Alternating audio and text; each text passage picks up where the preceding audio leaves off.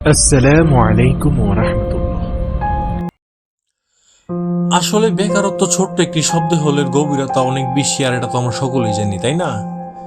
কিন্তু আপনি কি জানেন যে আপনার জীবনের সব থেকে মূল্যবান সম্পদ কি জানেন? তাহলে শুনুন, একজন মানুষের জীবনের সবচেয়ে মূল্যবান সম্পদই হলো সময়। কেননা জীবনে সবকিছু হারিয়ে গেলে ফিরে পাওয়া যায়, কিন্তু সময় কখনো ফিরে পাওয়া যায় না।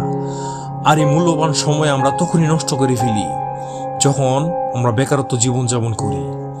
কারণ যেখানে একজন সফল ব্যক্তি তার সময়টাকে কাজে লাগিয়ে ধীরে ধীরে উপরের দিকে উঠতে থাকে, সেখানে একটি বেকার ছেলে এদিক ওদিক ঘুরে তার সময়টাকে একেবারে নষ্ট করে ফেলে। কিন্তু সে কিন্তু অবশ্যই চেষ্টা করে যে আমি কিভাবে একটি কর্মজীবন ফিরে পাবো। কারণ বেকারত্ব জীবনটা খুবই কষ্টকর। একটি বেকার ছেলে সমাজ থেকে তো দূরের কথা, সে তার পরিবারের কাছে সঠিক মূল্যটা পায় না। বেকার বলে পরিবারের কাছে একটি অবহেলার পাত্র কিংবা বোঝা হয়ে দাঁড়ায় সে।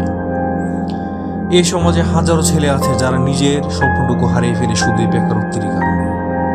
সে ঘুম থেকে উঠলে পরিবার জিজ্ঞাসা করে, কিরে কিছু একটা হলো, কিছু একটা পেলি? রাস্তায় বের হলে সবাই তাকে অপমান করতে থাকে যে, কিরে তুই এখন বাপের হোলে বসে বসে খাচ্ছিস, তোর বন্ধুরা তো কত ভালো ভালো স্থানে পৌঁছে গেল। কিন্তু তারা জানে যে একটি ছেলে সারা জীবন বেকার থাকে না। তারপরও তারা এভাবে খোঁচা মেরে কথা বলে, আর এইভাবে হাজার হাজার অপমান সহ্য করতে হয় একটি বেকারত্ব জীবন নিয়ে। কারণ বেকারত্ব জীবন হলো একটি অভিশপ্ত জীবন। তবে একটা কথা মনে রাখবেন যে পৃথিবীর সব মানুষের জীবনে একদিন একদিন পরিবর্তন হবেই, হ্যাঁ, আর এটাই হলো বাস্তবতা।